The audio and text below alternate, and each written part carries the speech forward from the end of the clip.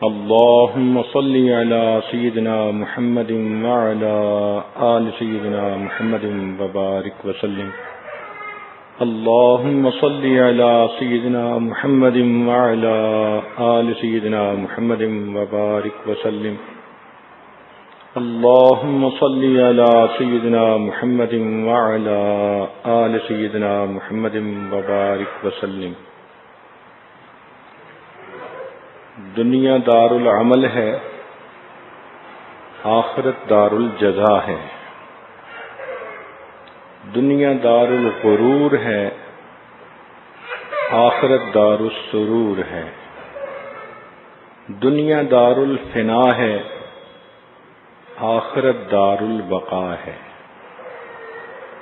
دنیا مٹی گارے سے بنی اور فنا ہونے والی ہے، جبکہ جنت سونے چاندی سے بنی اور ہمیشہ باقی رہنے والی ہے. ایک مرتبہ جبریل علیہ السلام نبی اکرم صلی اللہ علیہ وسلم کی خدمت میں حاضر ہوئے اور عرض کیا، اے محبوب صلی اللہ علیہ وسلم، عش ما شئت فإنک میت. آپ جتنا چاہیں اس دنیا میں زندہ رہیں، ایک دن بالآخر موت آنی ہے. وَأَحْبِبْ مَنْ شِئْتَ فَإِنَّكَ مَفَارِقُ. جس سے چاہیں آپ محبت کریں، ایک دن آپ کو جدا ہونا ہے. تو یہ طے شدہ بات ہے کہ جو انسان مخلوق سے دل لگائے گا، ایک نہ ایک دن مخلوق سے جدا کر دیا جائے گا، اور جو انسان اللہ رب العزت سے دل لگائے گا، ایک نہ ایک دن اللہ سے ملا دیا جائے گا. اس لیے ہمارے مشائخ نے فرمایا کہ اے دوست، جتنا تو نے دنیا میں رہنا ہے اتنا دنیا کے لیے محنت کر لے، اور جتنا آخرت میں رہنا ہے اتنا آخرت کے لیے محنت کر لے. دنیا کی زندگی تو 150 سال، مگر آخرت کی زندگی تو ہمارے وہم و گمان سے بھی زیادہ لمبی. سمجھنے کی خاطر علماء نے ایک مثال لکھی کہ اگر زمین و آسمان کے درمیان کا پورا خلا رائی کے دانوں سے بھر دیا جائے، اور ایک پرندہ ایک دانہ 1000 سال کے بعد کھائے، پھر 1000 سال کے بعد دوسرا دانہ کھائے، ایک ایسا وقت آئے گا کہ یہ دانے بھی ختم ہو جائیں گے، آخرت کی زندگی کبھی بھی ختم نہیں ہوگی. تو جب ہم نے اتنا عرصہ آخرت میں رہنا ہے تو ہمیں چاہیے کہ اپنی آخرت کو بنانے پہ توجہ دیں. جب کہ معاملہ ایسا ہے کہ ہم 24 گھنٹے دنیا سمیٹنے میں لگے ہوئے ہیں.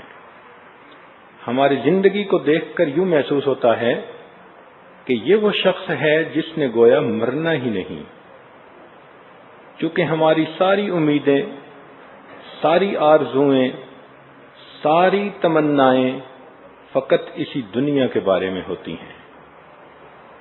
اگر کوئی موت کا تذکرہ بھی کرے تو ہمیں لفظ بھی اچھا نہیں لگتا. عورتیں بالخصوص سامنے کہہ دیتی ہیں کہ جی اس کے علاوہ اور کوئی ٹاپک نہیں ہے. ایک نوجوان کسی بزرگ کے پاس حاضر ہوا، کہنے لگا، حضرت مجھے موت سے بہت ڈر لگتا ہے. انہوں نے فرمایا کہ اچھا، اپنی طرف سے اچھے اعمال بھی کر، اور اگر تیرے پاس کچھ مال پیسہ ہو تو اللہ تعالی کے راستے میں خرچ بھی کر. اس نے کہا بہت اچھا. چنانچہ کافی دنوں کے بعد پھر ملاقات ہوئی تو انہوں نے پوچھا، سناؤ بھائی کیا کیفیت؟ کہنے لگا کہ وہ وحشت تو کیا ختم ہونی، اب تو میرا مرنے کو جی چاہتا ہے. یہ تبدیلی میرے اندر کیسے آ گئی، میں خود حیران ہوں.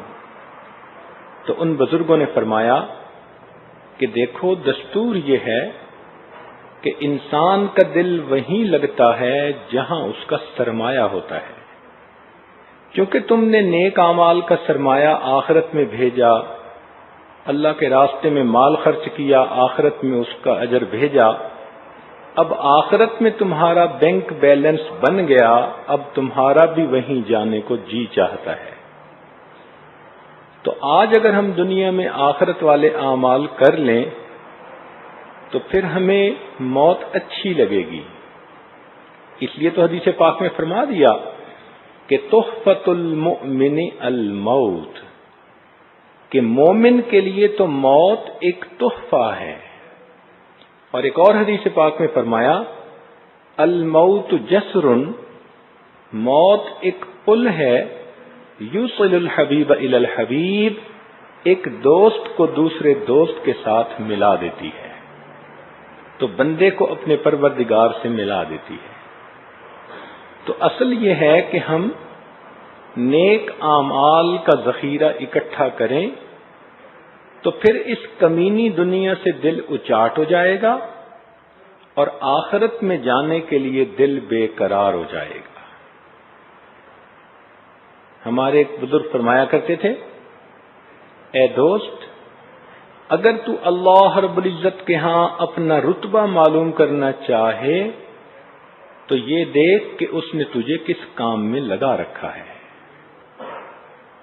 اگر ایک آدمی دنیا ہی کے کاموں میں لگا ہے، نہ نماز کی فرصت ہے، نہ نیک محفلوں میں آنے کی فرصت ہے، نہ طلب ہے، تو وہ سمجھ لے کہ اللہ رب العزت نے مجھے اپنے سے دور کر دیا. اور اگر اس کے اندر نیکی کا شوق ہے، ذوق ہے، مصلی پہ بیٹھنے کا مزہ حاصل ہے، قرآن پاک کو لے کے وہ عورت بیٹھی رہتی ہے، دنیا کے جھگڑوں کو سمیٹ دیتی ہے اور اپنے رب کے سامنے بیٹھنے کو ترجیح دیتی ہے، تو یہ اس بات کی دلیل ہے کہ اللہ رب العزت نے اس کو اپنے لیے چن لیا ہے. یاد رکھیے کہ اللہ تعالیٰ جب کسی بندے سے ناراض ہوتے ہیں تو اس کو لایانی کاموں میں مشغول کر دیتے ہیں، ادھر ادھر کے کام، اوپر اوپر کے، اندر اندر بیکاری ہے، باہر باہر کام بہت ہیں. یوں دیکھو تو یہ بڑا مصروف نظر آئے گا، لیکن کام ایک بھی نہیں ہوگا صحیح ڈھب کا جو یہ کرے گا. چنانچہ آپ دیکھیں کتنی عورتیں ہیں، ان کا وقت گھنٹوں فون کرنے میں گزر جاتا ہے. کبھی اپنی کزن کو فون کر رہی ہیں اور ڈسکشن کیا ہوتی ہے کہ فلاں سوٹ بنوانا ہے تو میچنگ کیسے کی جائے، اور نیا کپڑا یہ آیا ہے تو میں نے اس کا یہ بنوانا ہے، اور میں اپنے کمرے کی سیٹنگ کر رہی ہوں اور میں نے سوچا ہے کہ میں یہ خرید کے لاؤں گی. گھنٹوں ان باتوں پر صرف کر دینا، یہ اس بات کی دلیل ہے کہ مقصد زندگی سامنے نہیں ہے. جس گھر میں ہم نے 150 سال رہنا ہے اس کے لیے ہم گھنٹوں روز لگاتے ہیں، صاف بھی کرتے ہیں، ڈسٹنگ بھی کرتے ہیں، کلیننگ بھی کرتے ہیں، ویکیوم کلینر چلاتی ہیں. عورتیں کتنا مشقت اور مجاہدہ اٹھاتی ہیں گھر کو صاف رکھنے میں، اور اس کا دل جو اللہ رب العزت کا گھر تھا اس گھر کو صاف کرنے کی اسے فکر ہی نہیں ہوتی. 5 منٹ نہیں ملتے کہ استغفار کے ذریعے اس دل کے گھر میں جھاڑو دے جس دل پر اللہ تعالی روزانہ 70 مرتبہ محبت کی نظر ڈالتے ہیں. بعض عورتوں کو دیکھا کہ وہ بڑی مطمئن ہوتی ہیں کہ ہم نے تو کلمہ پڑھ لیا، اب ہم نے تو جنت میں جانا ہی ہے. ٹھیک ہے، ایمان بہت بڑی نعمت ہے، لیکن اگر عمل صالح نہیں ہوں گے تو یہ بھی دیکھنا کہ وایا جہنم جانا پڑے گا.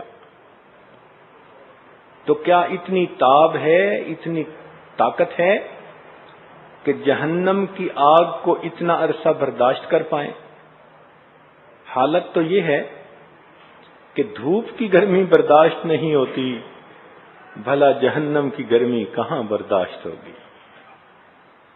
اس لیے ایمان کو یا علم کو باعث نجات سمجھ کر عمل سے مستغنی ہونا عقل کا چراغ گل ہونے کی دلیل ہے۔ اللہ تعالیٰ کے ہاں ایمان لانے کے بعد نیک اعمال ضروری ہیں۔ سنیے اور دل کے کانوں سے سنیے۔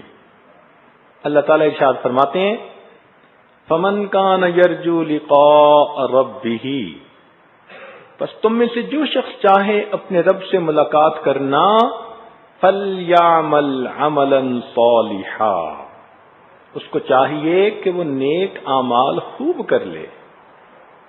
یہ نیک اعمال کا ذخیرہ ہے جو اللہ کے حضور لے کر ہمیں پیش ہونا ہے۔ اس لیے قیامت کے دن مجرم اور کافر لوگ اپنے نیک اعمال کے نہ ہونے پر شرمندہ ہوں گے۔ اللہ تعالیٰ ارشاد فرماتے ہیں وَلَوْ تَرَىٰ إِذِ الْمُجْرِمُونَ نَاكِسُو رُءُوسِهِمْ عِندَ رَبِّهِمْ، اور کبھی آپ اس وقت مجرموں کو دیکھیں جب وہ شرم کے مارے اپنی پیشانیاں جھکائے کھڑے ہوں گے اور کیا کہیں گے؟ ربنا، اے ہمارے پروردگار، ابصرنا، ہم نے آنکھوں سے دیکھ لیا، وسمعنا، اور کانوں سے سن لیا، فرجعنا، ہمیں دوبارہ دنیا میں واپس لوٹا دیجئے، نعمل صالحا انا موقنون، اب ہم جا کے نیک عمل کریں گے، ہمیں اس بات کا پکا یقین آ گیا۔ تو قیامت کے دن حسرت بھرے جو الفاظ کفار اور مجرم کہیں گے، مومن اسی دنیا میں ٹھنڈے دل و دماغ سے سوچ کر وہی الفاظ سمجھ لیتا ہے کہ مجھے اس دنیا میں نیک اعمال کرنے ہیں، کرنا بھی ہے اور ڈرنا بھی ہے کہ میری قسمت سے الہی پائیں یہ رنگ قبول، پھول کچھ میں نے چنے ہیں ان کے دامن کے لیے۔ تو نیک اعمال کرنے میں خوب محنت کریں۔ کتنی عجیب بات ہے کہ بچہ جب اس دنیا میں پیدا ہوتا ہے تو ایک کلی کی مانند وہ کھلتا ہے، جیسے پھول ابتدا میں ایک کلی ہوتی ہے، وہ کھلتی ہے اور بالآخر پھول بن جاتی ہے۔ تو بچہ بھی اس دنیا میں ایک کلی کی مانند کھلتا ہے، لیکن جب جوان ہوتا ہے، شباب آتا ہے، تو اس کا سینہ آرزوؤں کا قبرستان بن جاتا ہے۔ دنیا کی تمنائیں، دنیا کی آرزویں اس کے سینے میں اندر دفن ہو چکی ہوتی ہیں۔ اس کا جی چاہتا ہے کہ بس میری زندگی ایسی ہو دنیا کی۔ یوں سمجھیں کہ ہر انسان دنیا میں اپنی جنت سجانے میں لگا ہوا ہے۔ مکان میں بناؤں تو ایسا ڈیزائن ہو، بیوی ہو تو اتنی خوبصورت اور اتنی پیاری ہو، بزنس میرا ایسا ہو تو کیا میرا نام ہو، گاڑی میری ایسی ہو، شہرت لوگوں میں ایسی ہو۔ ہر بندہ اپنی من پسند کی زندگی کو حاصل کرنے میں لگا ہے، یا دوسرے لفظوں میں اپنی جنت سجانے میں لگا ہوا ہے۔ اور دنیا میں تو جنت بن نہیں سکتی۔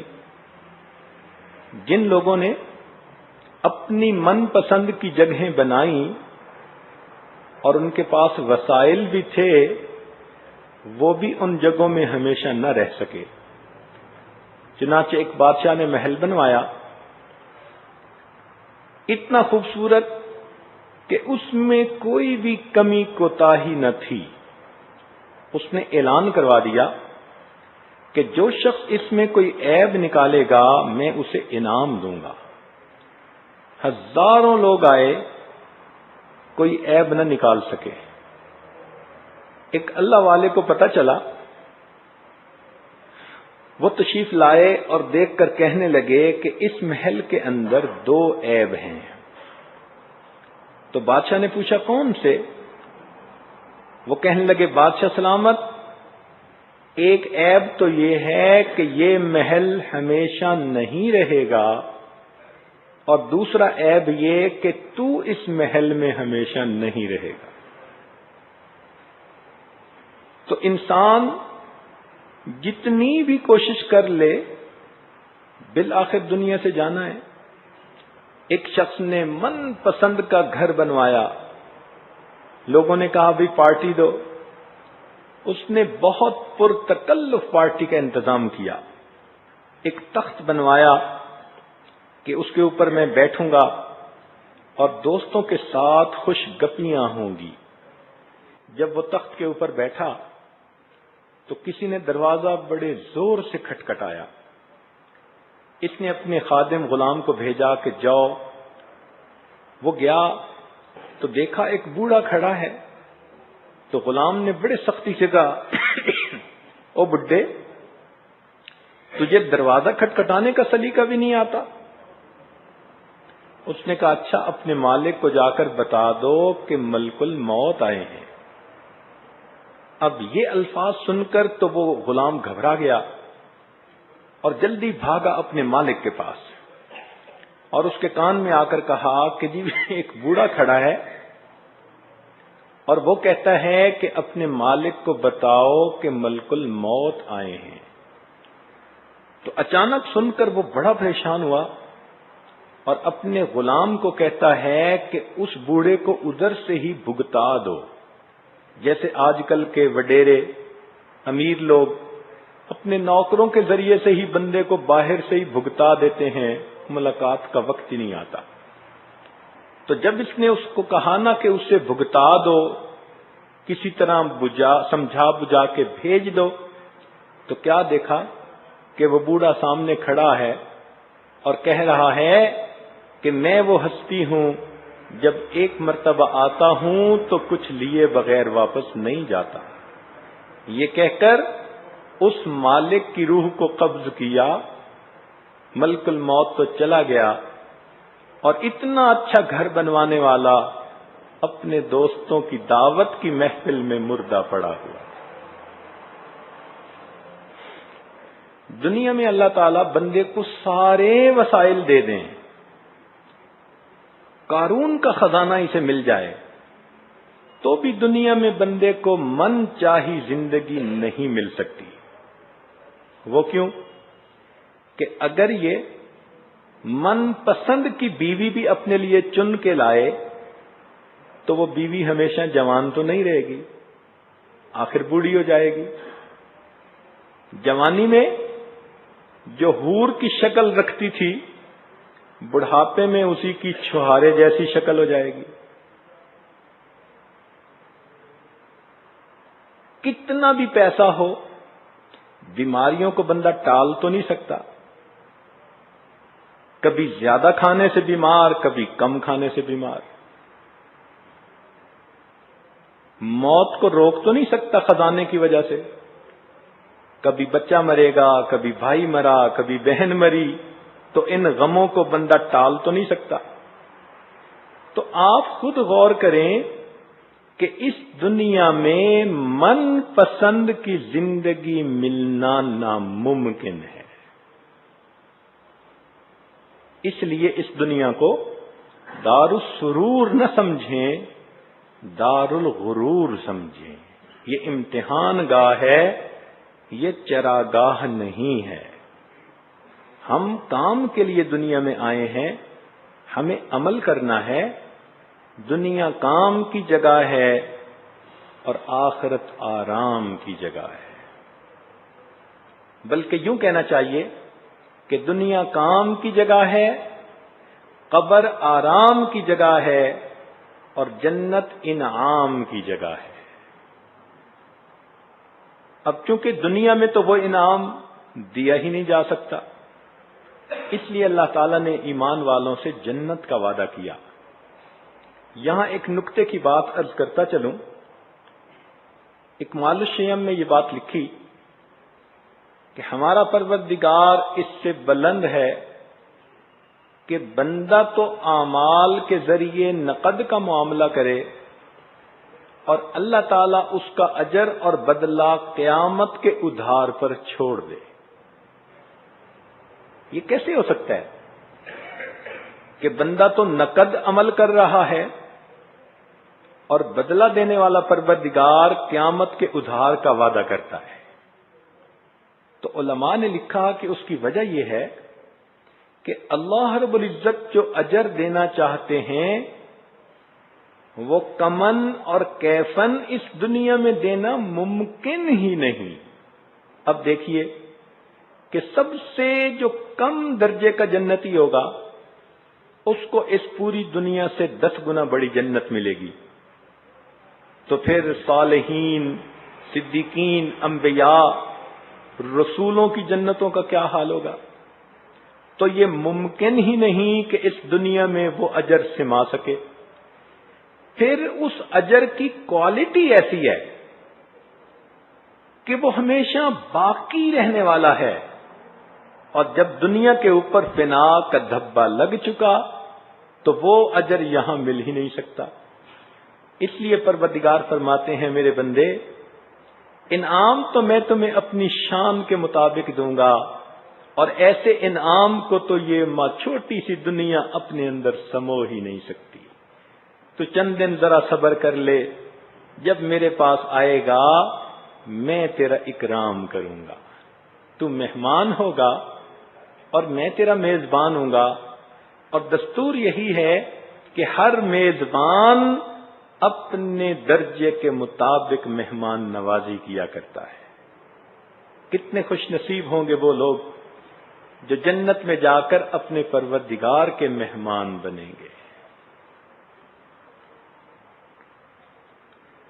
انسان کا نفس چاہتا ہے کہ میری ہر خواہش اسی دنیا میں پوری ہو جائے،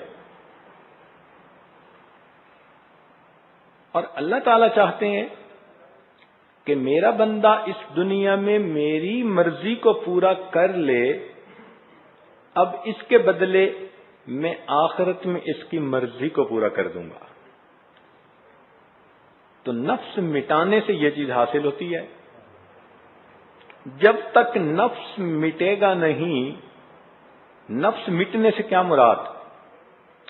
نفس کی خواہشات کو مٹانا، دنیا میں اپنی آرزوؤں کو سمیٹنا اور کم کر لینا، یہ ہے نفس کا مٹانا. دنیا کے دھندوں میں الجھنے کی بجائے اپنی پیٹھ کو ہلکا رکھنا، اپنے آپ کو آخرت کے لیے تیار رکھنا، اس کو نفس کو مٹانا کہتے ہیں. اس لیے یاد رکھیے کہ جب ایٹم مٹے تو مادی طاقت ظاہر ہوتی ہے، جب نفس مٹے تو روحانی طاقت ظاہر ہوتی ہے.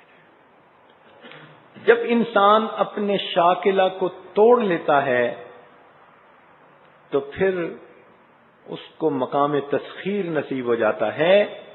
اللہ تعالیٰ ایسے بندے کے بارے میں فرماتے ہیں کنت سمعہ الذی یسمع بی، میں اس بندے کے کان بن جاتا ہوں جس سے وہ سنتا ہے، میں آنکھ بن جاتا ہوں جس سے وہ دیکھتا ہے. سبحان اللہ، اس خاک کی مٹھی کو کیا عروج اور بلندی نصیب ہو جاتی ہے. فرشتوں سے بہتر ہے انسان بننا، مگر اس میں لگتی ہے محنت زیادہ. اب اس دنیا میں اللہ نے بندے کو کچھ تھوڑا سا اختیار دے دیا کہ تم اپنی زندگی گزارو. اس تھوڑے سے اختیار کی وجہ سے بس یہ چاہتا ہے کہ میں آئیڈیل لائف دنیا میں گزاروں، دھوکے میں پڑ جاتا ہے. یہ ایسا ہی ہے کہ جیسے چوہے کی دم کو ہلدی لگ گئی تھی تو چوہے نے اپنے آپ کو پنساری سمجھنا شروع کر دیا تھا. اس تھوڑی سی زندگی کے اختیارات پر فریفتہ ہو جانا، کتنی بیوقوفی کی بات ہے۔ اے انسان، تیرے پاس جو کچھ بھی ہے یہ تیرا اپنا نہیں، یہ ادھار کا مال ہے، اور جو ادھار کے مال پہ فریفتہ ہوا پھرے اسی کو بیوقوف کہا جاتا ہے۔ جنت حاصل کرنے کے لیے دو بہت آسان طریقے ہیں، اور آج کے اس مجلس میں عنوان بھی یہی ہے کہ سستی جنت، جنت جو بڑے آسان طریقے سے مل سکتی ہے، پیراڈائز فار سیل۔ یوں سمجھ لیں کہ جنت کی سیل لگی ہوئی ہے۔ اس کو پانے کے دو آسان طریقے ہیں۔ ایک طریقہ تو یہ کہ ہم دنیا میں اپنے رب کی مان لیں، اس کی مرضی کو عمل میں لے آئیں، اللہ تعالی کی مرضی کو پورا کر دیں، تو اس کا بدلہ کیا ہوگا؟ حل جزاء الاحسان الا الاحسان، نیکی کا بدلہ نیک، اچھائی کا بدلہ اچھائی، بھلائی کا بدلہ بھلائی۔ ہم دنیا میں اللہ رب العزت کی مرضی پر عمل کریں گے، اللہ تعالی جنت میں ہمیں اپنی مرضی کی زندگی گزارنے کی توفیق عطا فرمائیں گے وَلَكُمْ فِيهَا مَا تَشْتَهِي أَنفُسُكُمْ وَلَكُمْ فِيهَا مَا تَدَّعُونَ۔ تو ایک طریقہ تو یہ ہے کہ ہم رب چاہی زندگی گزارنا شروع کر دیں، جنت حاصل کرنے کا آسان طریقہ۔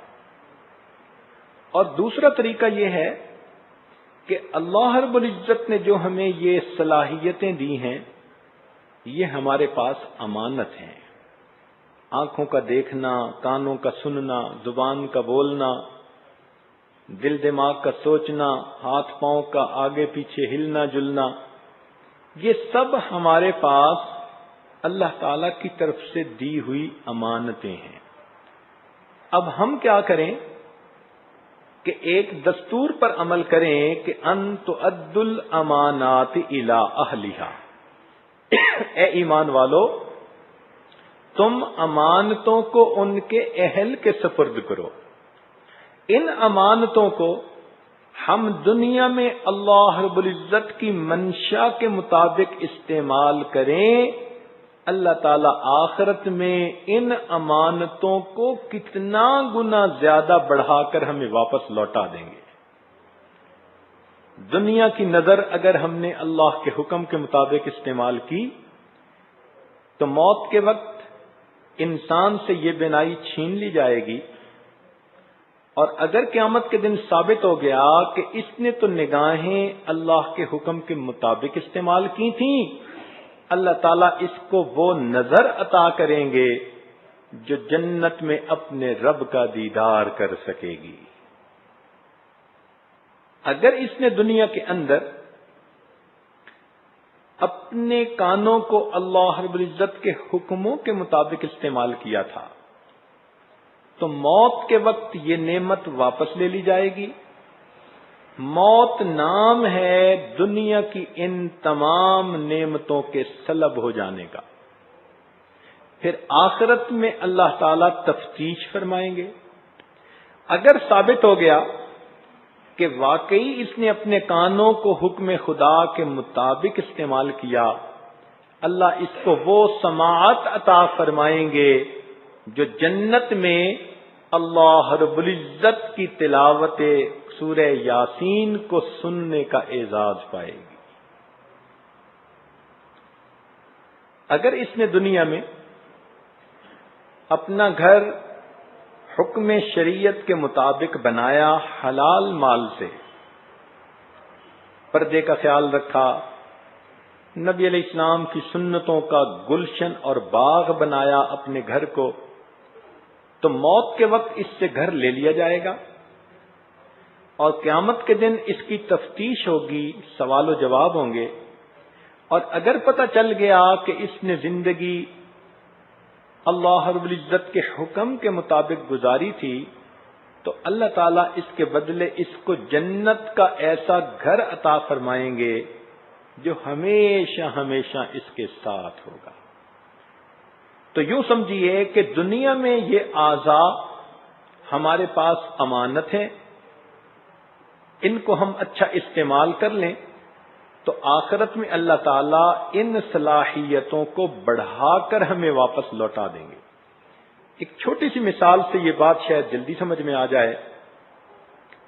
ایک باپ اگر ملٹائی ملینر ہے، اس کا بیٹا جوان ہوا تو وہ اپنے بیٹے کو کہتا ہے کہ بیٹا میں تمہیں $1 ملین لگا کر بزنس بنا دیتا ہوں، تم 2-4 سال چلا کے مجھے دکھاؤ، اگر تو تم نے کامیابی سے چلایا تو میں اپنا پورا کا پورا بزنس تمہارے حوالے کر دوں گا، اور اگر تم نے اس بزنس کو نہ چلا سکے، تمہارے اندر اتنی اہلیت نہیں، تو پھر میں تمہیں اپنا سارا خزانہ کیسے حوالے کروں؟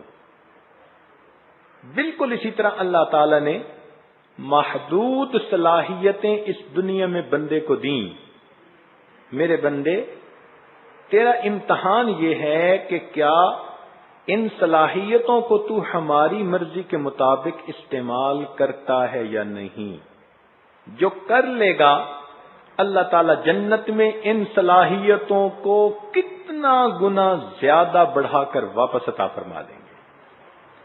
اور جو دنیا میں ہی بددیانتی کا مرتکب ہوا کہ نعمتیں تو اللہ نے دیں اور اس نے استعمال شیطان کے طریقے پر کی، تو اللہ تعالیٰ ان نعمتوں سے اسے ہمیشہ کے لیے محروم کر دیں گے۔ چنانچہ دنیا میں یہ کھانے کھاتا تھا، جب جائے گا قیامت میں تو جہنم میں بھیجیں گے اور کھانوں سے ہمیشہ کے لیے محروم کر دیا جائے گا۔ دنیا کے لباس پہنتا تھا اپنے طور طریقے پر، آخرت میں جہنم میں ڈالیں گے اور خوشبودار لباسوں سے ہمیشہ کے لیے محروم کر دیں گے۔ تو یہ آسان طریقہ ہے جنت پانے کا کہ انسان اپنے آپ کو اپنے رب کے حوالے کر دے۔ نتیجہ کیا ہوگا؟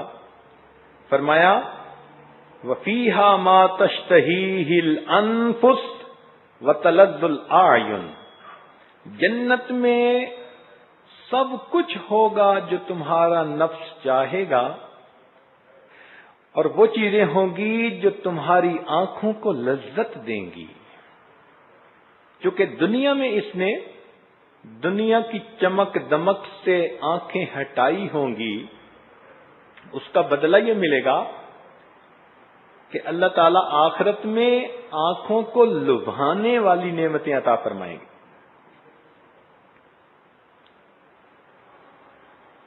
ہمارے ملک میں ایک خطیب گزرے ہیں، امیر شریعت حضرت عطاء اللہ شاہ بخاری رحمۃ اللہ علیہ۔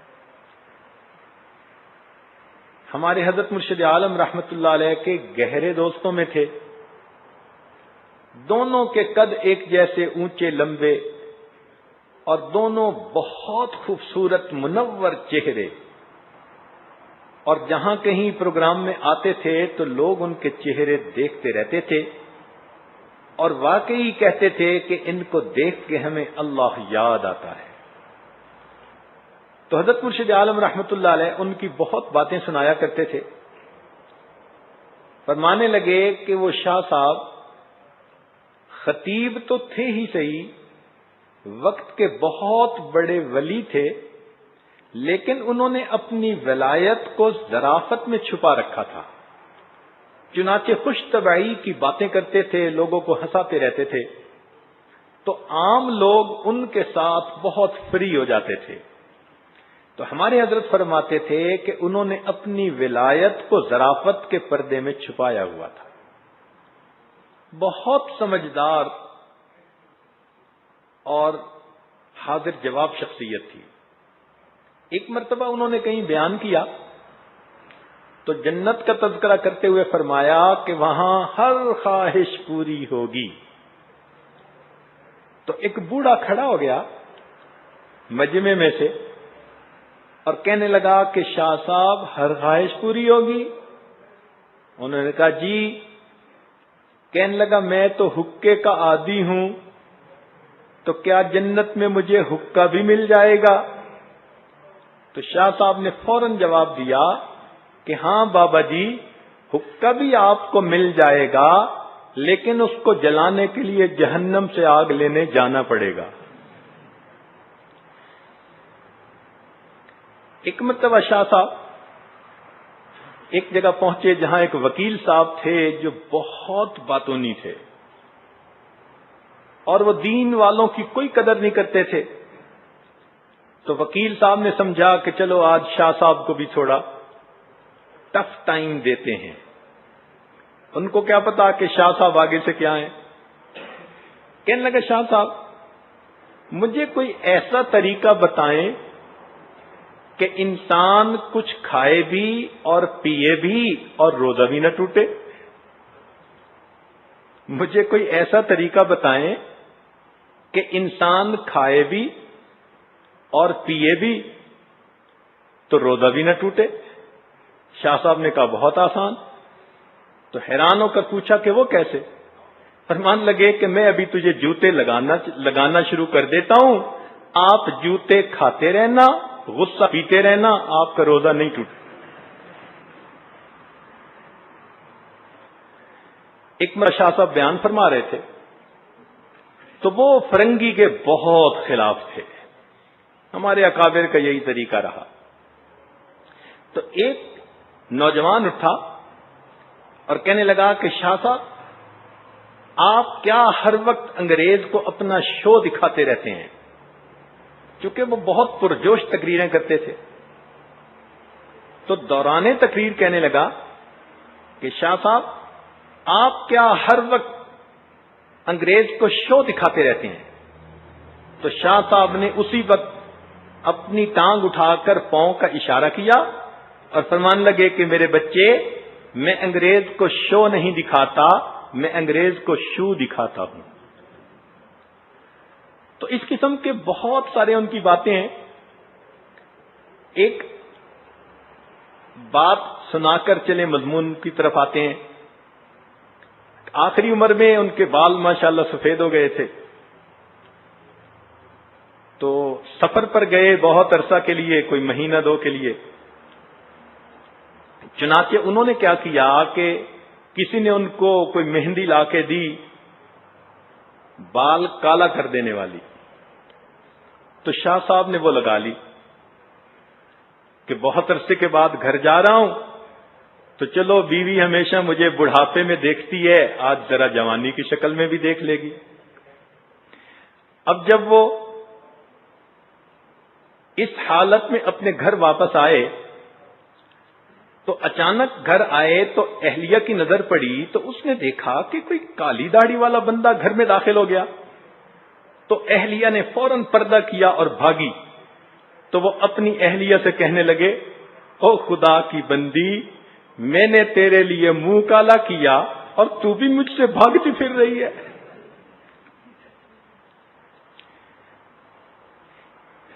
تو بہرحال اللہ رب العزت نے نیک اعمال کے بدلے بندوں کو جنت عطا کرنے کا وعدہ فرما دیا ہے۔ یہ نیک اعمال قیمت ہیں جنت کی، جس کے بدلے جنت میں بندے کے مکان کی الاٹمنٹ ہو جائے گی۔ اچھا، یہاں پر ایک تصوف کا باریک نقطہ بھی کچھ عرض کرتے چلیں کہ بعض سالکین یہ کہتے ہیں جی کہ جنت کی طلب میں عبادت کیوں کریں، ہم اللہ کی رضا کے لیے عبادت کریں۔ بات تو بہت ہی پیاری ہے اور بہت ہی اچھی خوبصورت ہے کہ ہم جنت کی طلب میں کیوں عبادت کریں، ہمیں تو اللہ کی رضا کے لیے عبادت کرنی چاہیے۔ اور اس کی دلیل پیش کرتے ہیں کہ رابعہ بصریہ ایک مرتبہ ایک ہاتھ میں پانی کا لوٹا اور دوسرے کے اندر آگ لے کر چلیں۔ کسی نے پوچھا کہاں جا رہی ہیں؟ کہنے لگی میں چاہتی ہوں کہ اس پانی سے جہنم کی آگ کو بجھا دوں اور اس آگ سے میں جنت کو جلا دوں، تاکہ لوگ نہ جہنم کے خوف سے عبادت کریں نہ جنت کی طلب میں عبادت کریں، بلکہ اپنے رب کی رضا کے لیے عبادت کریں۔ وہ جواب میں یہ بات بھی پیش کر دیتے ہیں، بہت اچھی بات، انسان کو اللہ تعالی کی رضا کے لیے ہی عبادت کرنی چاہیے، لیکن جو محققین مشائخ گزرے ہیں ان کے نزدیک جنت کی طلب رکھنا عین عبادت ہے۔ اس پر حضرت امام ربانی مجدد لسانی رحمۃ اللہ علیہ نے اپنے ایک مکتوب کے اندر بہت وضاحت سے لکھا ہے۔ وہ فرماتے ہیں کہ جب اللہ رب العزت نے فرمایا کہ واللہ یدعو الی دار السلام، کہ اللہ تعالیٰ تمہیں سلامتی والے گھر کی طرف بلاتا ہے، جب قرآن نے بتلا دیا وَسَارِعُوا إِلَى مَغْفِرَةٍ مِّن رَبِّكُمْ وَجَنَّةٍ، آؤ جنت کی طرف، اپنے رب کی مغفرت کی طرف، تو جب پروردگار خود بلا رہے ہیں تو اب بندے کے لیے جنت کو طلب کرنا یہ عین منشاء خدا بندی ہے۔ اس لیے مومن کو دل میں جنت کی طلب رکھنا یہ کوئی کم درجہ نہیں، یہ سب سے بلند درجہ ہے۔ اور پھر اس پر وہ ایک دلیل بھی دیتے ہیں، وہ کہتے ہیں کہ دیکھیں اللہ تعالیٰ نے سیدنا یوسف علیہ السلام کو اس دنیا میں جنتی حسن کا نمونہ عطا کیا تھا، اسی لیے تو عورتوں نے دیکھ کر کہا تھا کہ ما ھذا بشرا ان ھذا الا ملک کریم، تو وہ جنتی حسن کا نمونہ تھا جو اللہ نے ان کو دے دیا تھا۔ اور یہ راز ان کے والد سیدنا یعقوب علیہ السلام اچھی طرح جانتے تھے، چونکہ وہ رسول تھے، وقت کے پیغمبر تھے۔ اس وجہ سے ان کو سیدنا یوسف علیہ السلام کے ساتھ بہت محبت تھی کہ میرے مولا نے اس دنیا میں مجھے جنتی نعمت کا نمونہ دے دیا، مجھے اس کی قدر کرنی ہے۔ اس لیے جب بھائیوں نے کہا تھا کہ یوسف کو ہمارے ساتھ بھیج دیجئے، تو انہوں نے کہا تھا انی لیحزننی، مجھے اس بات سے دل کے اندر غم ہوتا ہے کہ میں یوسف کو بھیجوں اور کہیں اس کو بھیڑیا نہ کھا جائے۔ اور بالآخر جب یوسف علیہ السلام ان سے جدا ہو گئے تو حضرت یعقوب علیہ السلام ان کی جدائی میں اس لیے روتے تھے، اے میرے مولا، آپ نے مجھے جنتی نعمت کا نمونہ دنیا میں عطا کیا اور وہ نعمت مجھ سے دور ہو گئی، اے اللہ وہ نعمت مجھے واپس عطا فرما دے۔ اتنا روتے تھے وَابْيَضَّتْ عَيْنَاهُ مِنَ الْحُزْنِ فَهُوَ كَظِيمٌ، آنکھیں سفید ہو گئی تھی رو رو کے۔ اب سوچئے، جو شخص ولایت کا پہلا درجہ پا لیتا ہے اس کے دل میں اللہ کی محبت ایسی آ جاتی ہے کہ اگر اس کا بیٹا بھی فوت ہو جائے تو اس کو دل پہ کوئی صدمہ نہیں ہوتا کہ میرے اللہ کے پاس چلا گیا۔ تو وہ تو نبی تھے، ان کا اپنے بیٹے کی جدائی پہ اتنا زیادہ رونا آخر کیا وجہ تھی؟ تو حضرت مجدد لسانی رحمت اللہ علیہ فرماتے ہیں کہ وہ فقط بیٹے کی جدائی پہ نہیں روتے تھے، وہ اس نعمت کی جدائی پر روتے تھے جو اللہ نے دنیا میں عطا کر رکھی تھی۔ تو معلوم ہوا کہ جنت کی نعمتوں کی طلب رکھنا، قدر کرنا یہ عین منشاء خدا بندی ہے۔ اسی لیے تو پروردگار نے ہمیں فرمایا کہ آؤ جنت کی طرف۔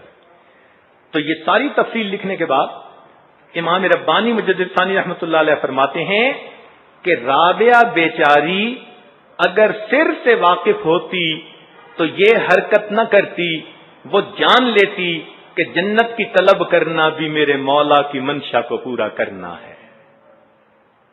اللہ جزائے خیر دے ہمارے مشائخ کو، انہوں نے کیسی کیسی گتھیوں کو کتنی آسانیوں سے سلجھا دیا۔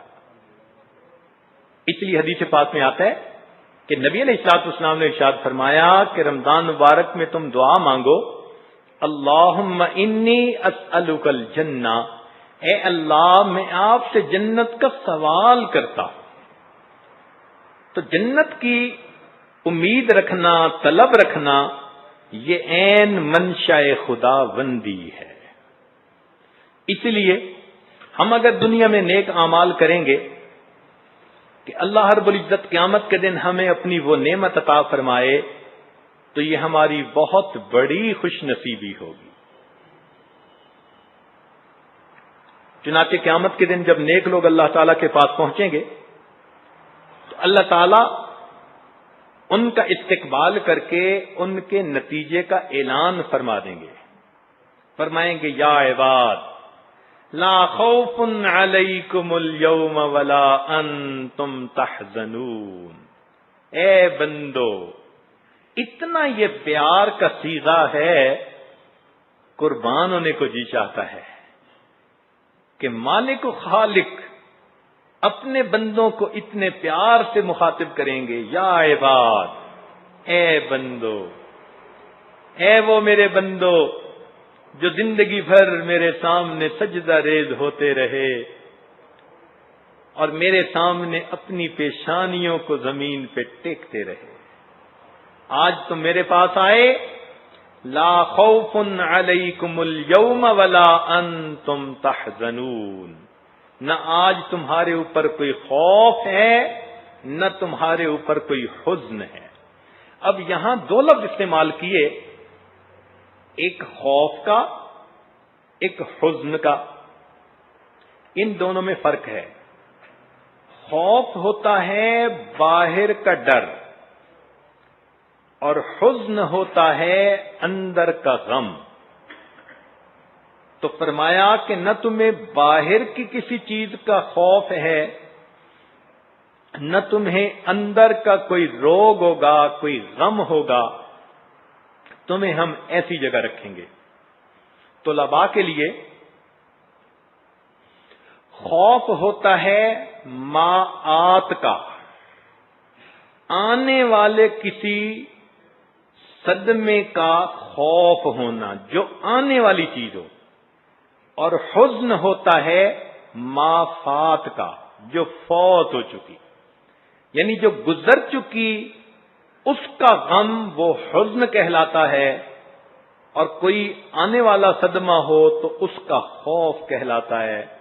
فرمایا جنت وہ جگہ ہے نہ اس میں کوئی خوف ہوگا نہ اس میں کوئی حزن ہوگا۔ چنانچہ جنتی لوگوں کو مبارکبادیاں دی جائیں گی۔ جب فرشتے آئیں گے نا ان کی روح قبض کرنے کے لیے، قرآن مجید میں ہے تتوفاہم الملائکۃ الطیبین، جنت کے فرشتے آئیں گے جنت میں لے جانے کے لیے، ایسے پاکیزہ روح کو لے جانے کے لیے فرشتے آئیں گے، اور کیا یقولون سلام علیکم، اور وہ کہیں گے تم پر سلامتی ہو۔ اب سلام کا لفظی مطلب تو سلامتی ہے، لیکن اپنے سمجھنے کی خاطر اس کا مفہوم یوں بنتا ہے سلام علیکم، تم پر سلامتی ہو، تمہیں مبارکباد ہو، اور تمہیں شاباش ہو، اور تم جیتے رہو، تم نے کتنی اچھی زندگی گزاری۔ سلام علیکم کا یہ مفہوم بنے گا۔ تو فرشتے بھی مبارکیں دیں گے کہ تم کتنے اچھے زندگی گزارنے والے تھے، سلام علیکم۔ خوش ہو کے کہتے ہیں نا بچے کو، بیٹا جیتے رہو، بالکل یہی مفہوم ہے سلام علیکم کا۔ اور یہی لوگ جب قیامت کے دن اللہ رب العزت کے حضور پہنچیں گے تو اللہ تعالیٰ بھی فرمائیں گے سلام قولا من رب الرحیم، سلامتی ہے تمہارے لیے اور شاباش ہے تمہارے لیے، یہ تمہارے رحیم پروردگار کی طرف سے قول ہے۔ پھر ان کو کہا جائے گا ادخلوها بسلام آمنین، اب تم جنت میں داخل ہو جاؤ سلامتی کے ساتھ، امن کے ساتھ۔ تو جب یہ جنتی لوگ جائیں گے، جنت کے دروازے پہ پہنچیں گے، قرآن مجید میں آتا ہے والملائکۃ یدخلون علیہم من کل باب، ہر دروازے سے فرشتے ان کی طرف آئیں گے، کہیں گے سلام علیکم، تم پر سلامتی ہو اور تمہیں شاباش ہو، کتنی اچھی زندگی گزار کے آج تم کتنی اچھی منزل پہ پہنچ گئے۔ بلکہ وَنَادَوْا أَصْحَابَ الْجَنَّةِ أَنْ سَلَامٌ عَلَيْكُمْ، ہر طرف سے مبارکیں مل رہی ہوں گی، اور وہ ایک دوسرے کو بھی یہی مبارکباد دیں گے، جیسے عید کے دن عید مبارک عید مبارک، یہی جنت میں ہوگا، ایک دوسرے کو مبارکیں دے رہے ہوں گے۔ اللہ تعالیٰ فرماتے ہیں وَدَعْوَاهُمْ فِيهَا سُبْحَانَكَ اللَّهُمَّ وَتَحِيَّتُهُمْ فِيهَا سَلَامٌ، ان کا سلام ایک دوسرے سے ملنے کے وقت کیا ہوگا؟ جیسے دنیا میں السلام علیکم کہتے ہیں، وہاں ملیں گے تو ایک دوسرے کو سلام کہیں گے۔ ایک اور جگہ فرما دیا لا يسمعون فيها لغوا ولا تأثیما الا قیلا سلاما سلاما۔ اب دیکھو کتنی وہ پیاری جگہ ہوگی، ہر طرف سے جنتیوں کو مبارکیں، بشارتیں، خوشیوں کی باتیں مل رہی ہوں گی۔ جنتی کو کتنی خوشی ہوگی کہ میں کیسی جگہ پر پہنچ گیا کہ ہمیشہ کی خوشیاں مجھے نصیب ہو گئیں۔ اب تھوڑی جنت کی بھی سیر کر لیجئے، مختصر، کہ پتہ چل جائے کہ جنت ہے کیا۔ فذکر فإن الذکریٰ تنفع المؤمنین، نصیحت کیجئے، نصیحت ایمان والوں کو فائدہ دیتی ہے۔ تو تھوڑا جنت کا تذکرہ سن کر بھی آپ کو مفہوم جلدی سمجھ میں آئے گا کہ اتنی سستی اگر اتنی اچھی چیز مل رہی ہے تو کیوں نہ ہم بھی حاصل کرنے کی کوشش کریں۔ تو مستورات ذرا دل کے کانوں سے سنیں۔ دنیا میں ان کی بڑی خواہش یہ ہوتی ہے کہ اللہ تعالیٰ مجھے اپنا گھر دے دے۔ اگر یہ کمبائنڈ گھر میں رہتی ہے نا تو اللہ والوں کو رک کے بھی لکھیں گی، فون بھی کریں گی، ایک ہی دعا، حضرت بس دعا کرو اللہ مجھے اپنی چھت دے دے، اپنا گھر دے دے۔ اور واقعی گھر والی جو بنی تو اس کی سب سے بڑی تمنا یہ ہوتی ہے کہ مجھے گھر مل جائے، اور اس کی دلیل قرآن عظیم الشان میں سے ملتی ہے کہ دیکھو آسیہ بنت مزاحم اللہ کی ایک نیک بندی تھی، جب اس پر دنیا کی ابتلا امتحان آیا، اس امتحان میں اس نے اللہ سے ایک ہی دعا مانگی، اور وہ کیا تھی؟ رب ابن لی عندک بیتا فی الجنہ، اللہ مجھے اس سب کچھ کے بدلے میں جنت میں اپنے قرب کا گھر عطا کر دیجیے۔ تو معلوم ہوا کہ عورت کی سب سے بڑی تمنا ہوتی ہے کہ میرا اپنا گھر ہو، اسی لیے عورت گھر کو سجانے کے لیے بہت بےتاب رہتی ہے، اس کا بس نہیں چلتا، ورنہ تو یہ اس گھر کو جنت کا نمونہ بنا دے۔ یہ ایک فطری چیز ہے جو اللہ نے ہر انسان کے اندر رکھ دی ہے۔ تو دیکھو کہ دنیا میں تو جیسا گھر تھا سو سا، آخرت کا گھر کیسا ہوگا؟ اللہ تعالیٰ فرماتے ہیں وَمَسَاكِنَ طَيِّبَةً فِي جَنَّاتِ عَدْنٍ، جنت عدن میں ان کے لیے پاکیزہ مکان ہوں گے، سرخ یاقوت کے بنے ہوئے مکان، بے جوڑ ہیرے کے بنے ہوئے مکان، ایسے مکان جن کا ڈیزائن روز بدلا کرے گا، جن مکانوں کے اندر نہریں بہتی ہوں گی، فیہا انہار من ماء غیر آسن، ایسے مکان اللہ تعالیٰ دیں گے کہ جن کی اینٹیں سونے اور چاندی کی ہوں گی، اور جن کا گارا مشک اور عنبر کا ہوگا۔ آج دنیا میں ٹائلیں لگاتی ہیں عورتیں تو بہت ڈیزائن پسند کر کے لگواتی ہیں، اور ان کو اگر کہیں کہ تمہیں گھر ملے گا آخرت میں، ایک اینٹ سونے کی ہوگی، ایک اینٹ چاندی کی ہوگی، تو یہ ٹائلیں کتنی پیاری لگیں گی۔ اور دنیا میں تو اس کو سیمنٹ سے لگا دیتے ہیں، لیکن اگر یہ اینٹیں مشک اور عنبر کی خوشبو سے جڑیں تو روم فریشنر کی تو ضرورت ہی نہیں، گھر میں جہاں جائیں گی خوشبوئیں ہی آیا کریں گی۔ کیا آئیڈیل گھر ہوگا جو اللہ تعالیٰ اپنے جنتی بندے کو عطا فرمائیں گے۔ اور پھر یہ مرلوں کا مکان نہیں ہوگا، اتنا ہوگا کہ جہاں تک نظر جائے گی اس کے مکان کی وسعت ہوا کرے گی۔ آج تو گھر ہوتا ہے، باغ نہیں ہوتا، باغ ہوتا ہے تو گھر نہیں ہوتا۔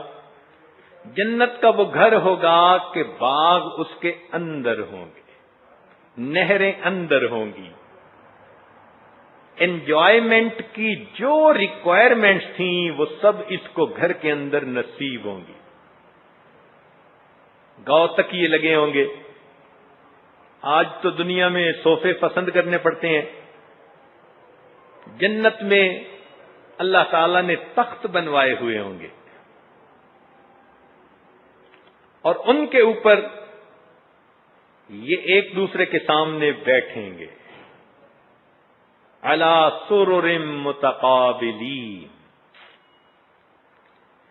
پھر جنتی عورت کو جو لباس ملے گا اس کی تو بات ہی عجیب ہے۔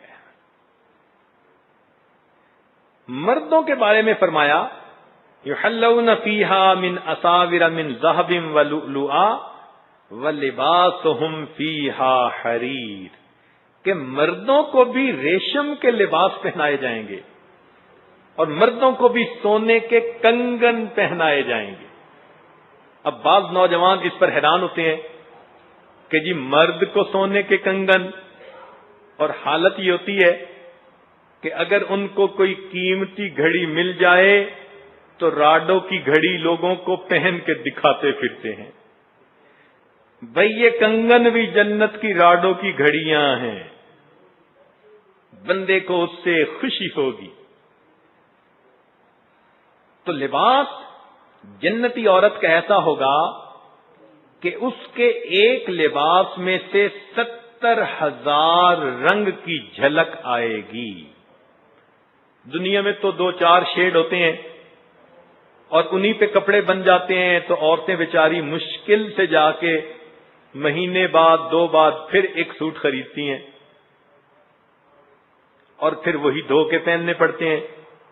جنت میں نہ دھونے کا مسئلہ، نہ استری کرنے کا مسئلہ۔ حدیث پاک کا مفہوم ہے کہ جنتی عورت کے گھر میں ایک درخت ہوگا انار کا، وہ انار کے ایک پھل کو توڑے گی اور اس میں اس کے لیے نیا سلا ہوا ایک لباس نکل آئے گا۔ یہ جنت کا بوتیک ہوگا۔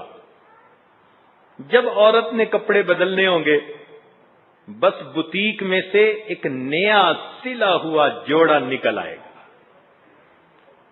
کیسی ہوگی وہ جگہ جہاں ہر مرتبہ پہننے کو نیا لباس ملے؟ عام طور پر جب لڑکیوں کی شادی ہوتی ہے تو شادی کے پہلے 1 مہینے میں ان کو یہ نعمت نصیب ہوتی ہے کہ یہ رخصتی رات کا یہ جوڑا ہے، ولیمے کے دن کا یہ جوڑا ہے، پھر اگلے دن کا یہ جوڑا ہے، تو 10-15 جوڑے بناتی ہیں اور 1 مہینے کے اندر اندر وہ مختلف دنوں میں پہنتی ہیں۔ پھر اس کے بعد تو بس وہی گھسے پٹے ہوتے ہیں۔ کوئی جوڑا 2 سال چلتا ہے، کوئی 2.5 سال چلتا ہے، کوئی 6 مہینے چلتا ہے، انہی کو دھو دھو کے پہننا ہوتا ہے۔ مگر جنت کا معاملہ اور، ہر مرتبہ عورت جب لباس بدلے گی وہ نیا ہوگا، ڈیزائن نیا ہوگا، اس کا شیڈ الگ ہوگا، من پسند کا لباس پہنے گی۔ کتنی اچھی وہ جگہ ہوگی۔ اور پھر عجیب بات یہ کہ دنیا میں تو چلو لباس پہن لیے، اپنے آپ کو بھی تو تیار کرنا پڑتا ہے ان بیچاریوں کو، تو اس کے لیے پھر بیوٹی پارلر جاتی ہیں، جی دلہن کو سجانا ہے، اور بیوٹی پارلر والی بھی نقش نین تو نہیں بدل سکتی، وہ زیادہ سے زیادہ کہیں مہندی لگا دے گی، کہیں سرما ڈال دے گی، کہیں کچھ اور لگا دے گی، تو اوپر لیپ ہی چڑھانا ہوتا ہے اور کیا کرنا ہوتا ہے۔ لیکن جنت میں ایک بازار ہوگا جس کو بازار حسن کہا جائے گا۔ عورت وہاں جائے گی، جیسے چاہے گی اس کو من پسند کا حسن مل جائے گا۔ میری آنکھیں ایسی ہوں، پلکیں ایسی ہوں، بھویں ایسی ہوں، رخسار ایسے ہوں، چہرے کی گلائی ایسی ہو، رنگ ایسا ہو، سبحان اللہ، کیا حسن ہوگا جو بندے کو اپنی پسند کے مطابق عطا کر دیا جائے گا۔ اب بتائیں کہ جب کسی عورت کو ایسا حسن ملے اور ہمیشہ کے لیے 18 سال کی عمر رہے گی، دنیا میں تو ایک ہی مرتبہ 18 سال کی ہوتی ہے، پھر اس کے بعد تو بوڑھی ہو جاتی ہے، گو حسرت دل میں رہ جاتی ہے۔ وہ چند لڑکیاں بیٹھی تھیں تو ان کے پاس ایک بوڑھی عورت بھی تھی، تو کسی نے پوچھا کہ آپ کی عمر کتنی؟ ایک لڑکی نے کہا کہ 16 سال، دوسری نے کہا کہ 17 سال، کسی نے کہا کہ 18 سال، کسی نے کہا 15 سال۔ اب وہ سب جوان بچیاں تھیں، تو انہوں نے بوڑھی سے پوچھا کہ آپ کی عمر کتنی؟ وہ کہنے لگی میں بھی 4 مرتبہ 18 سال کی بن چکی ہوں۔ تو دنیا میں تو بیچاریاں ایک دفعہ جوانی جانے کے بعد پھر ہاتھ ملتی ہیں، مگر آخرت کا معاملہ اور ہے۔ ہمیشہ ہمیشہ جنتی عورت کو 18 سال کی جوانی عطا کر دی جائے گی، اور جنتی مرد کو 32 سال والا شباب عطا کیا جائے گا، چونکہ وہ پختگی اور میچورٹی کی جوانی ہوتی ہے۔ اب بتائیں، ہمیشہ جوانی کی زندگی، اتنے خوبصورت لباس، من پسند کا حسن، من پسند کا مکان، اور جس کی صفائی کی کوئی ضرورت نہیں، ہمیشہ صاف رہے گا، بدبو کا تصور نہیں، مشک اور عنبر کے گارے سے بنے ہوئے مکان، باغ بھی اسی میں، نہریں بھی اسی میں۔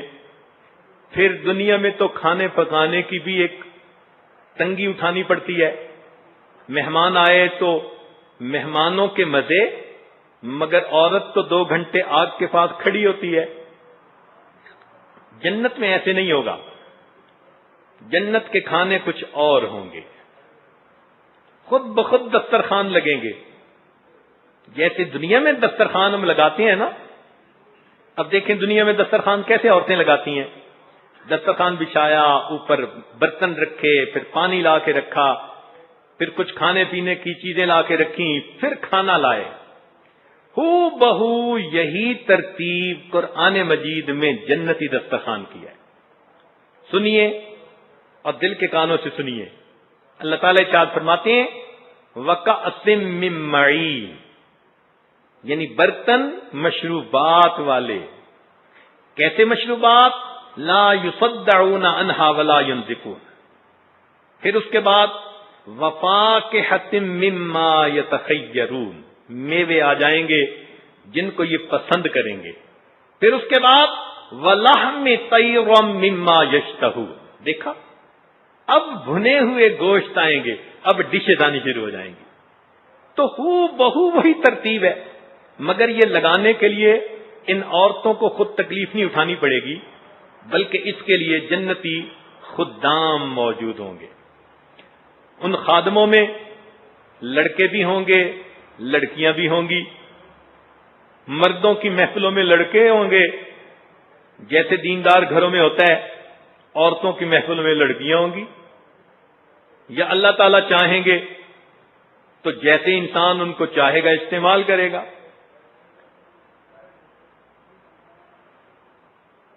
کیسے ہوں گے؟ فرمایا فیہن قاصرات الطرف لم یطمثہن انس قبلہم ولا جان.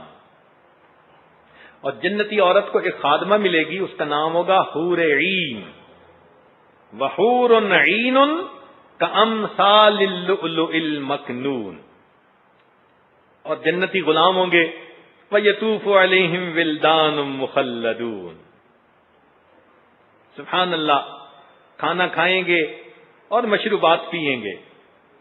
یسقون من رحیق مختوم ختامہ مسک وفی ذلک فلیتنافس المتنافسون.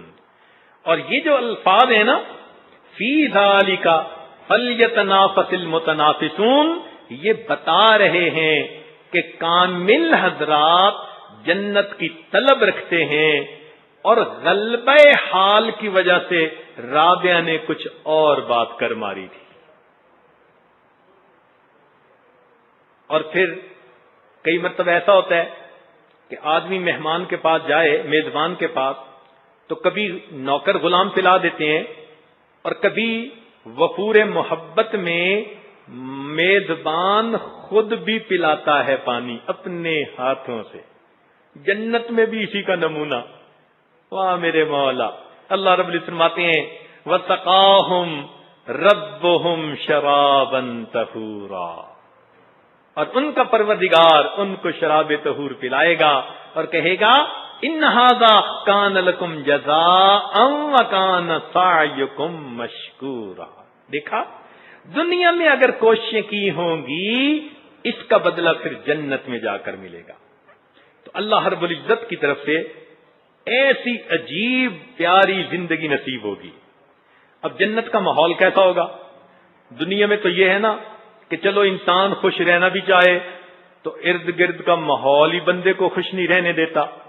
کتنے میاں بیوی ایسے ہیں جو پیار بھری زندگی گزارنا چاہتے ہیں، مگر ارد گرد اتنی افراتفری ہوتی ہے گھر میں کہ ان کو سکھ کا سانس بھی کوئی نہیں لینے دیتا. کبھی موسم ساتھ نہیں دیتا، کبھی مصروفیتیں ساتھ نہیں دیتی.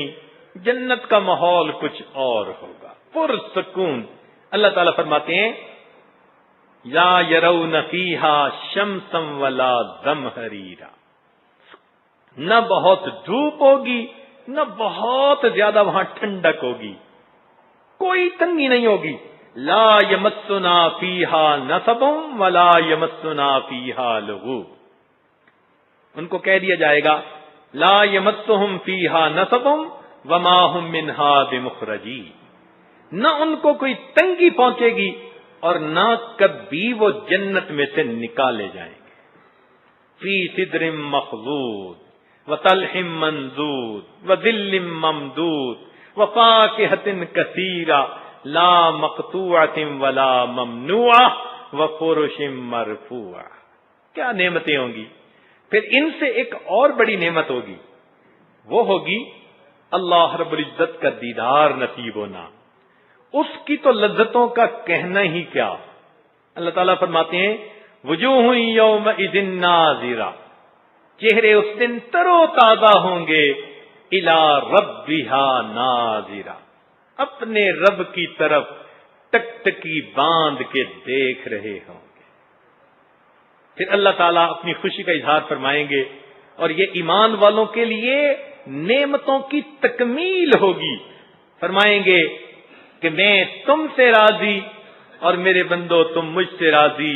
ورضوان من اللہ اکبر، اور اللہ کی رضا سب سے بڑی نعمت ہے. اب جنت کی ان تفصیل کو سن کر تو بندے کا دل چاہتا ہے کہ ہمیں بھی نصیب ہو. ایک مرتبہ میں نے اپنی بیٹی صالحہ کو، چھوٹی سی تھی، جنت کا کچھ تذکرہ سنا دیا. کچھ وقت میرے پاس بھی تھا، وہ بھی میرے پاس آ کر بیٹھ گئی. تو میں نے کچھ جنت کا تھوڑا سا تذکرہ کیا.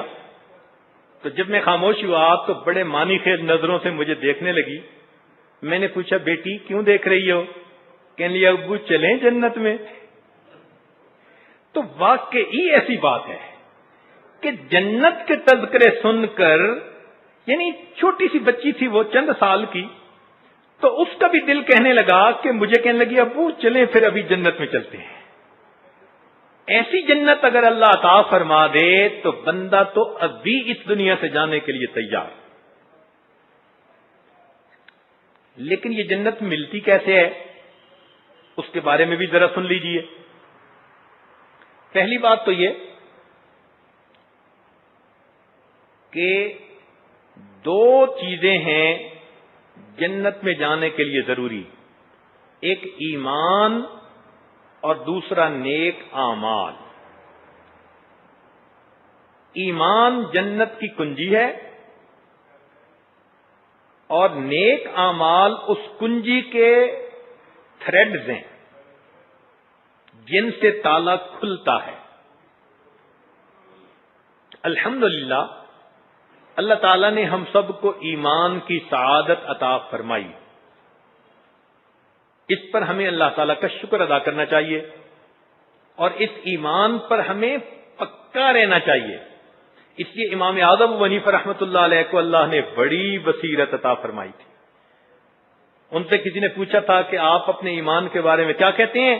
فرمایا انا مؤمن حقا، میں پکا مومن ہوں، شک کا تو نشان ہی نہیں. تو ہمیں اپنے ایمان کے بارے میں کوئی شک نہیں رہنا چاہیے. الحمدللہ ہم نے سوچ سمجھ کر اللہ کی توفیق سے کلمہ پڑھا اور ہم اللہ رب العزت اور اس کے احکام پر ایمان رکھتے ہیں. اب ایک قدم تو طے ہو گیا. دوسرا قدم یہ ہے کہ نیک اعمال کریں. نیک اعمال دو طرح کے ہوتے ہیں، کچھ حقوق اللہ کہلاتے ہیں، کچھ حقوق العباد کہلاتے ہیں. حقوق اللہ کو بھی پورا کرنے کی کوشش کرنا، مثلا نماز، روزہ، حج، زکوٰۃ، ان ارکان کو اللہ کے لیے ادا کرنا، اللہ تعالیٰ کو ہی اپنا دوست سمجھنا، اللہ تعالیٰ سے محبت رکھنا، اللہ کی خاطر مخلوق سے محبت رکھنا، اہل اللہ سے محبت رکھنا، اللہ کے ڈر اور خوف کی بنا پر آنکھوں سے آنسو کے 2 قطرے بہا دینا. یہ سب وہ اعمال ہیں جو بندے کو جنت میں لے جانے والے ہیں.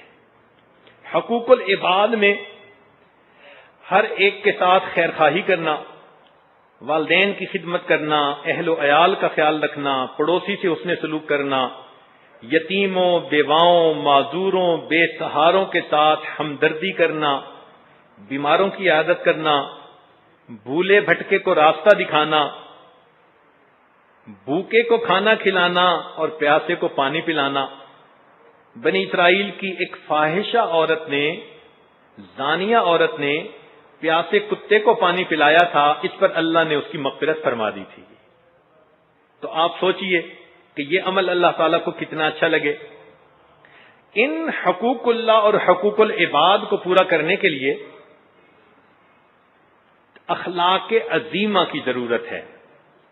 اچھے اخلاق اپنے اندر پیدا کرنے کی ضرورت ہے. وہ اچھے اخلاق کیا ہیں؟ ذرا توجہ سے سنیے. وہ اچھے اخلاق ہیں کہ انسان اپنے اندر صبر پیدا کرے، شکر پیدا کرے، سچ بولے، عہد کرے تو پورا کرے، اپنے اندر نرم خوئی پیدا کرے، دوسرے کو معاف کرنے کا جذبہ پیدا کرے، جھگڑوں سے اپنے آپ کو بچائے، کسی کی غلطی سامنے آئے تو اس کی ستر پوشی کرے. اب یہ وہ اچھی باتیں ہیں کہ جن کو ہر عقل مند انسان اپنے اندر پیدا کرنے کی کوشش کرے گا. تو آپ بھی اپنے اخلاق اچھے بنا لیجئے، یہ صفات اپنے اندر پیدا کر لیجئے. بس یوں سمجھیں کہ جنت آپ کو بڑے آسانی سے مل جائے گی.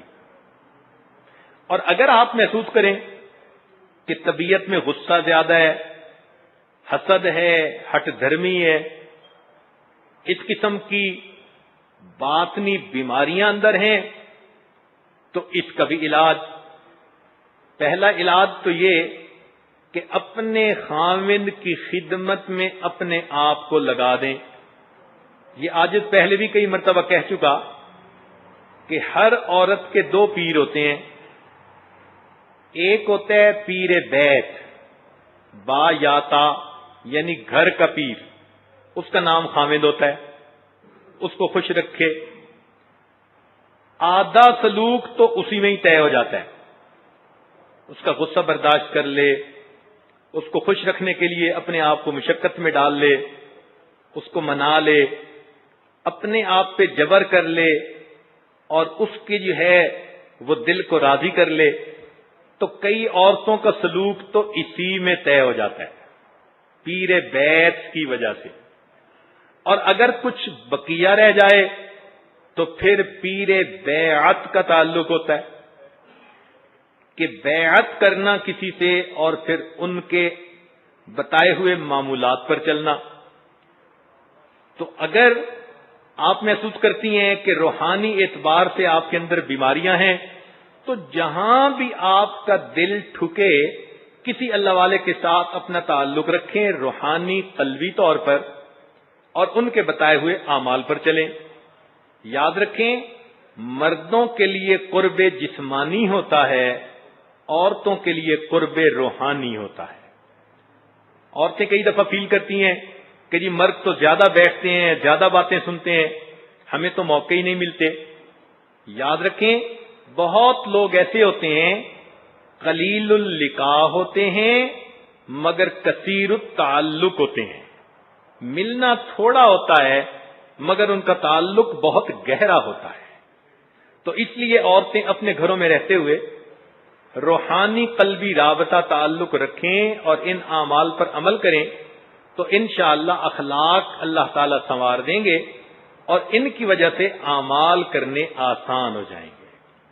ہمارے حضرت مرشد عالم رحمت اللہ علیہ سے ایک عورت بیعت ہوئی اور اللہ کی شان کے ایک ایسی جگہ پر تھی کہ بیعت ہونے کے بعد اس کا حضرت سے کوئی رابطہ ہی نہ رہ سکا. 20 سال کے بعد جب اس کی وفات کا وقت آیا اس نے اونچی آواز سے کلمہ پڑھا اور دنیا سے رخصت ہو گئی. یہ باطن کی نسبت کام آتی ہے. تو اس جنت میں اگر ہم جانا چاہتے ہیں تو اس جنت میں جانا آج کے دن بہت آسان ہے. بیان شروع ہونے لگا تو انتظامیہ میں سے کسی نے کہہ دیا جی آج اتوار ہے لہذا ذرا بیان لمبا بھی ہو جائے تو کوئی مسئلہ نہیں. تو ہمیں بھی آج کھل مل گئی، اس لیے آپ بھی تسلی سے بیٹھ کے بات سنیں. اب اصل مقصد ہے بتانا کہ یہ جنت اتنی سستی مل کیسے سکتی ہے. توجہ فرمائیے گا، یہ عاجز اپنی بات سمیٹنا چاہتا ہے مگر سمیٹتے ہوئے چند باتیں سمجھانا چاہتا ہے. امید ہے کہ آپ اس عاجز کا ساتھ دیں گی اور توجہ سے سننے کی کوشش فرمائیں گی. پہلی بات تو یہ کہ جیسے دنیا میں مختلف چیزوں کی سیل لگتی ہے، فلاں جگہ کپڑے کی سیل، فلاں جگہ کتابوں کی سیل، فلاں جگہ جوتوں کی سیل، ایسے ہی اگر قرآن و حدیث کا مطالعہ کیا جائے تو معلوم ہوتا ہے کہ اللہ تعالی رمضان المبارک میں جنت کی سیل لگا دیتے ہیں. جب سیل لگائی جاتی ہے نا تو لگانے والے پھر چیزوں کو بڑا سجا کے رکھتے ہیں کہ لوگ آئیں اور لے جائیں.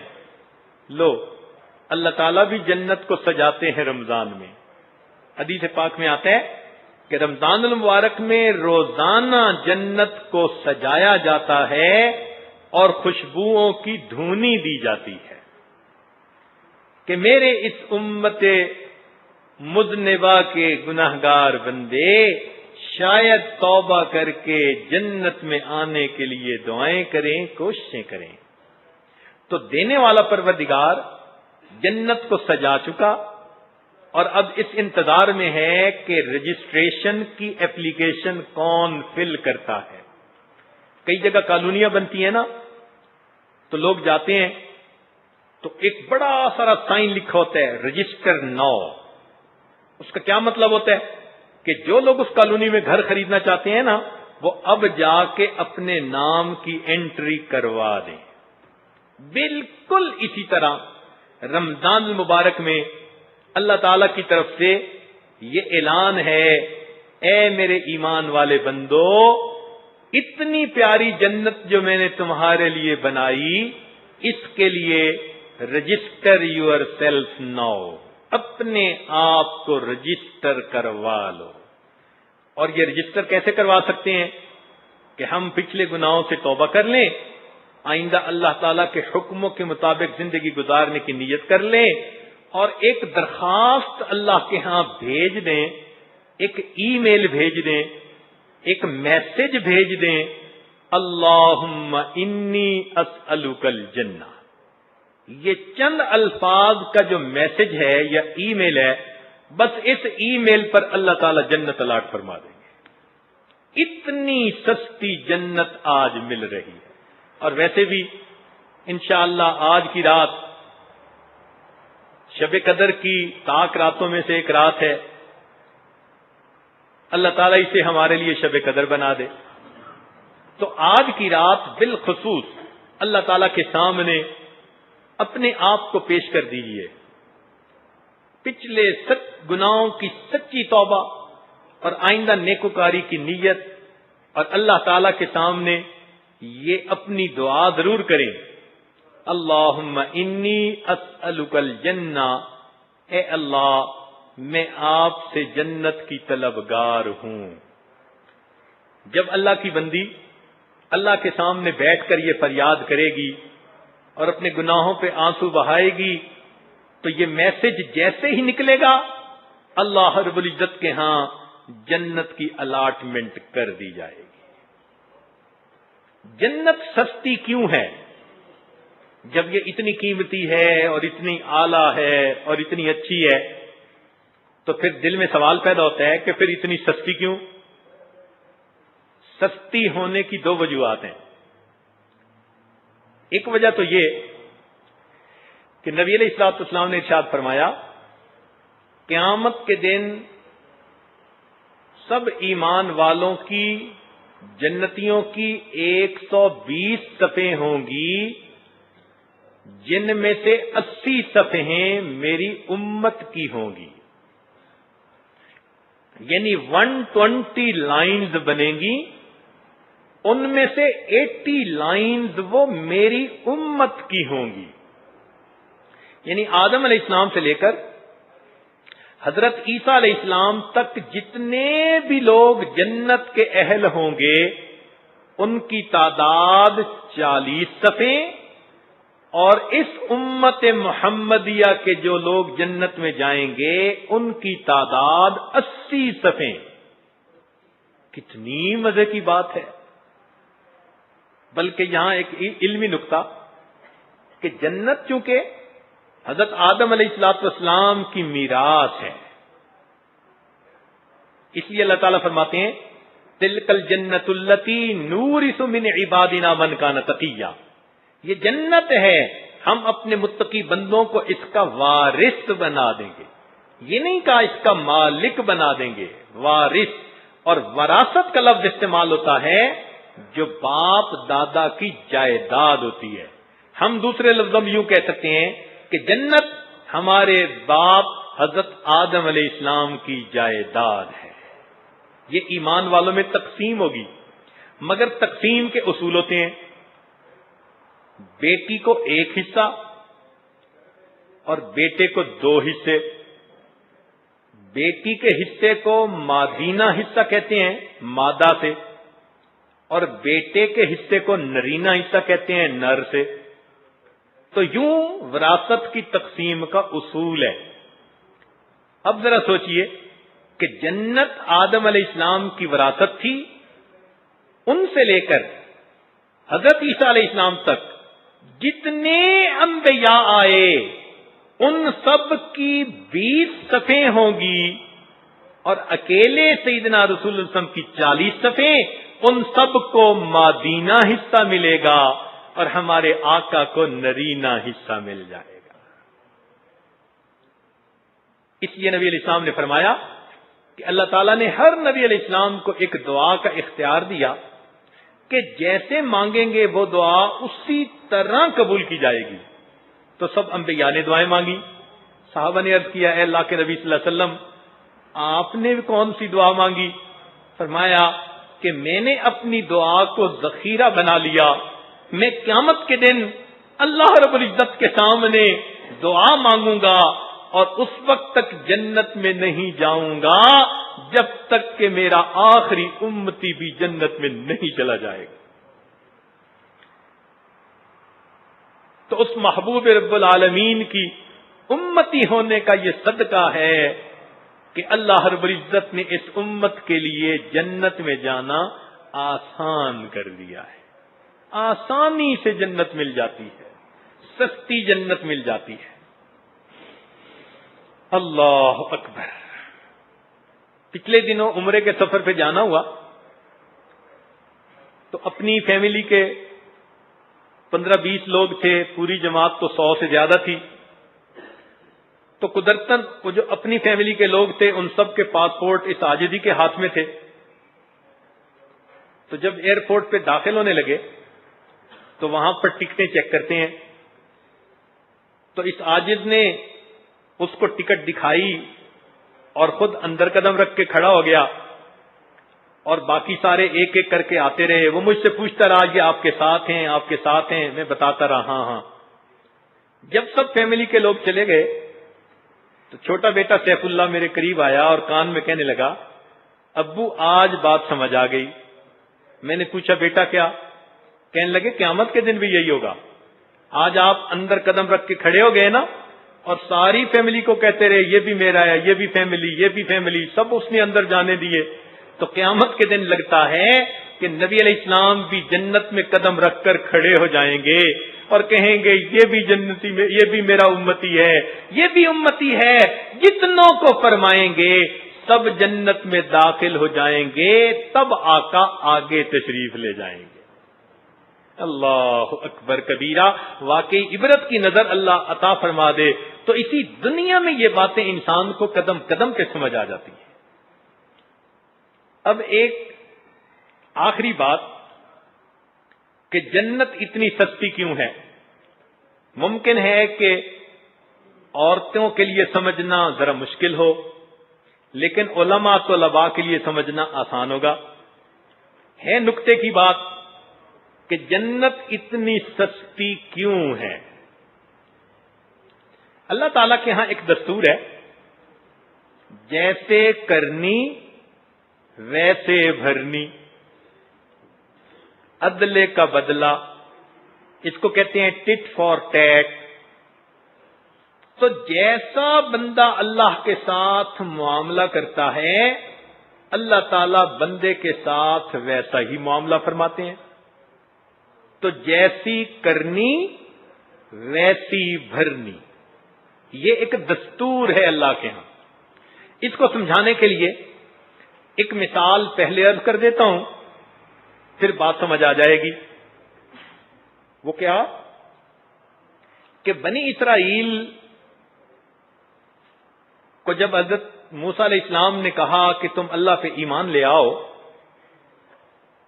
تو آگے سے وہ ہیل حجتیں کرنے لگے اور کہنے لگے کہ لن نؤمن لک نر اللہ لن نؤمن لک حتی نر اللہ جہرۃ، ہم ایمان نہیں لے آئیں گے جب تک کہ ہم اللہ تعالی کو واضح طور پر نہیں دیکھیں گے۔ تو اب دیکھو کہ انہوں نے ایمان لانے کی شرط رکھی کہ جب تک ہمیں واضح طریقہ سے اللہ تعالیٰ کی طرف سے پتہ نہیں چلے گا کہ آپ ان کے نبی ہیں، ہم آپ پر ایمان نہیں لائیں گے۔ تو اب انہوں نے ایمان کے لیے واضح دلیل مانگی، چنانچہ اللہ نے پھر ان کے ساتھ معاملہ کیا کیا کہ ان میں سے اگر کوئی گناہگار ہوتا تھا اور وہ توبہ کرنا چاہتا تھا تو اللہ تعالیٰ نے فرمایا کہ میرے بندو، تم نے ایمان کے لیے بھی واضح دلیل کی شرط رکھی تھی، اب میں تمہاری توبہ کے لیے بھی واضح دلیل کی شرط رکھتا ہوں۔ تم میں سے جو توبہ کرنا چاہتے ہیں ایک میدان میں آئیں، اندھیرا ہو جائے گا، فَاقْتُلُوا أَنفُسَكُمْ، تم اپنی جانوں کو قتل کرو، اپنے جسم پہ چھریاں مارو۔ چنانچہ بنی اسرائیل کی توبہ ایسے قبول ہوئی، وہ اپنے جسم پہ چھریاں مارتے تھے، زخم لگاتے تھے، خون نکالتے تھے، تب ثبوت ملتا تھا کہ واقعی یہ سچی توبہ کر رہے ہیں۔ تو انہوں نے واضح ثبوت اللہ سے مانگا، اللہ نے اس کے بدلے توبہ کی قبولیت کے لیے بھی واضح ثبوت طلب کر لیا۔ اس امت کا معاملہ اور ہے۔ نبی علیہ السلام نے اس امت کے سامنے جب اللہ کے دین کو پیش کیا تو یؤمنون بالغیب، اس امت نے بن دیکھے اللہ رب العزت کو قبول کر لیا، کوئی دلیل نہیں مانگی۔ اس وجہ سے اللہ کا معاملہ بھی امت کے ساتھ ایسا فرمایا، میرے بندو تم گناہ کر بیٹھے، اب توبہ کرنا چاہتے ہو، تم نے میرے لیے دلیل نہیں مانگی تھی، میں بھی تم سے کوئی واضح دلیل نہیں مانگوں گا۔ اگر دل کے اندر تم گناہوں پہ نادم اور شرمندہ ہو جاؤ گے، الندم توبۃ، میں تمہاری دل کی ندامت کو قبول کر کے تمہیں معاف فرما دوں گا۔ تو امت نے بن دیکھے اللہ کو پیغام کو قبول کر لیا تھا، اللہ نے بغیر واضح دلیل کے فقط دل کی خیال اور توبہ پر بھی بندے کی معافی کا اعلان فرما دیا۔ تو دستور یہ نکلا، جیسے کرنی ویسے بھرنی۔ اب ذرا سنیے کہ جنت سستی کیوں بن گئی؟ اس لیے کہ اللہ رب العزت نے حضرت آدم علیہ السلام کو جنت سے نکالا تھا چند گندم کے دانوں کے بدلے، وہ وجہ بن گئے تھے جنت سے باہر نکلنے کی۔ اللہ تعالیٰ نے فرمایا، میرے بندو میں عدل کا بدلہ دیتا ہوں، آپ کے باپ والد گرامی چند گندم دانے کے بدلے جنت سے نکالے گئے تھے۔ میرے محبوب کی امت، میرا وعدہ ہے تم اخلاص کے ساتھ چند گندم دانے جو کے بھی میرے راستے میں دے دو گے، میں ان چند دانے جو کے بدلے تمہیں جنت میں داخل کر دوں گا۔ اللہ اکبر کبیرہ۔ تو آج جنت کی قیمت چند دانے جو کے بنتے ہیں۔